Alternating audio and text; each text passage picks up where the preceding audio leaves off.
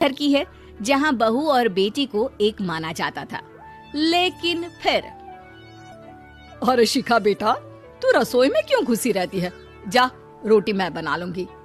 नहीं नहीं माँ जी, आप बैठिए, बस सारा खाना बन ही गया है। श्वेता को बोल देती हूँ, वो खाना लगा देगी सबका। सॉरी भाभी, मेरे पास वक्त नहीं है।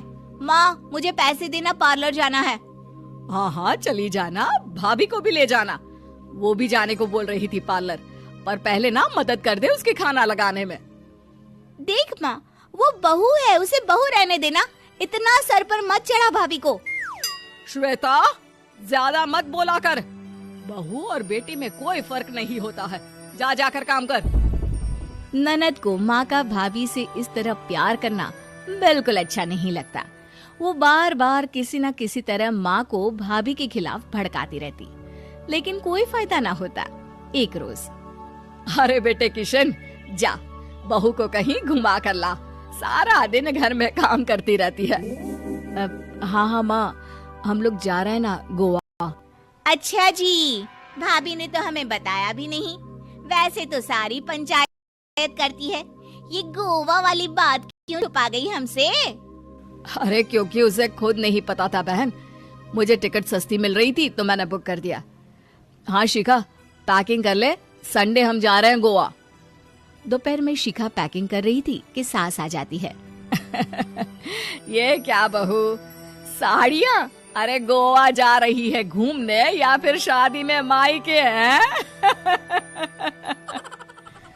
माँ जी, ऐसा कुछ है ही नहीं, समझ में नहीं आ रहा क्या रखूं कपड़े में। अरे तेरी और श्वेता की साइज तो एक ही है। उसके कुछ मॉडर्न कपड़े ले ले, आकर लौटा देना। हाँ माँ जी, ये ठीक रहेगा।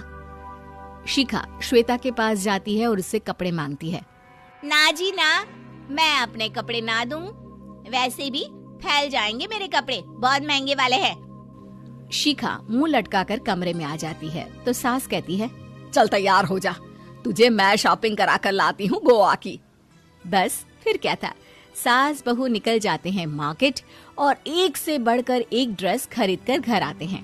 पहले बता देती कि नए कपड़े दिलाने वाली है भाभी को, तो मैं अपने ही दे देती ना भाभी को, मुझे दिला देती नए कपड़े। देख श्वेता, परिवार का मतलब सबके साथ रहना होता है, ना कि सिर्फ अपना सोचना। वैसे भी तुझे अच्छे संस्कार सीखने चाहिए।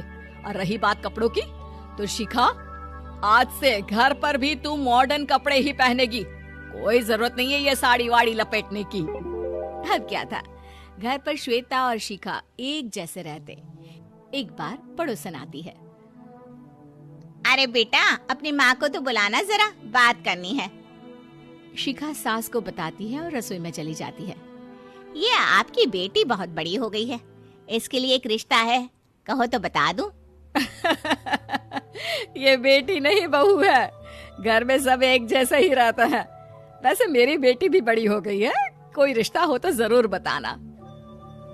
पड़ोसन रिश्ता लेकर उन लोगों के घर आती है।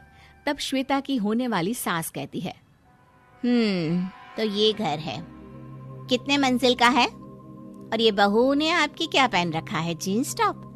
अरे भाई, साड़ी वाड़ी नहीं है क्या इसके पास? देखिए, सर्दी है तो साड़ी में बहू कैसे मैनेज करती, वैसे पहनती है साड़ी भी।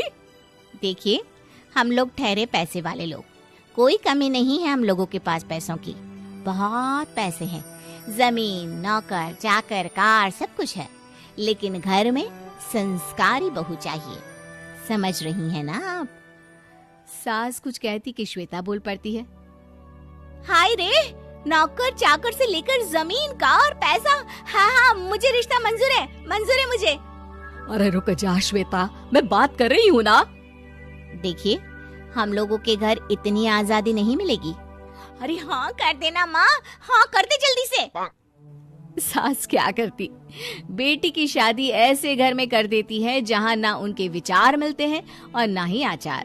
शादी के बाद एक रोज फोन पर, श्वेता बेटा, एक बार घर आ जा, बहुत दिल करता है तुझे देखने का। माँ, वो घर पर बहुत काम होता है, कैसे आऊँ?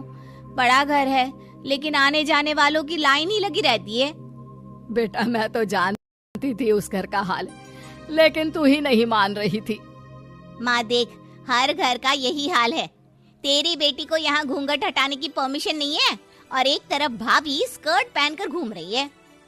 बेटा, मुझे क्या पता था कि मेरी बेटी को ससुराल के नाम पर पिंजरा मिल जाएगा। अच्छा माँ, फोन रखती हूँ, सास को गर्मा गर्म रोटी खिलानी है। तुम लोगों की तरह नहीं कि एक रोटी बनाओ, एक सब्जी बनाओ, फिर सारा दिन फ्री होकर घूमो। सास फोन तो रख देती है, लेकिन सोच में पड़ जाती है कि एक तरफ बेटी जिसे कोई आजादी नहीं, वहीं दूसरी तरफ बहू जिसे देखकर लगता ही नहीं कि उसकी शादी भी हुई है। अगले रोज। शिखा, अरे ओ शिखा।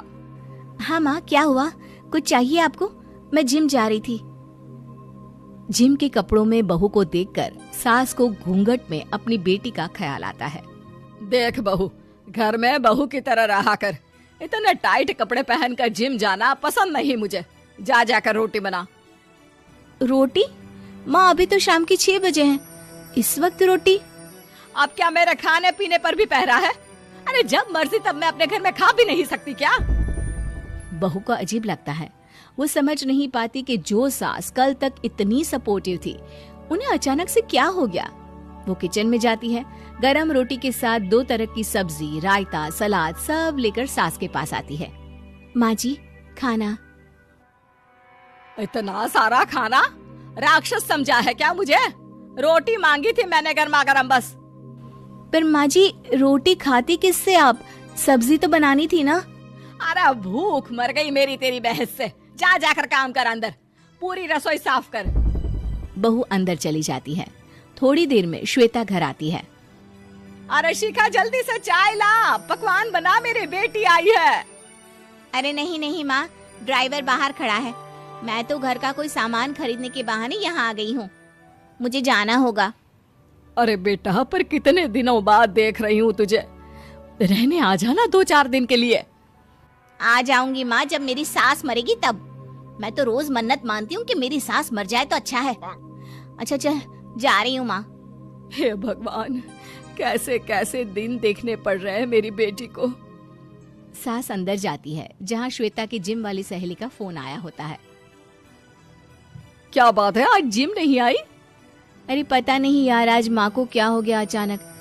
पर खैर कोई नहीं, लगता नहीं कि मैं अब जिम आ पाऊंगी।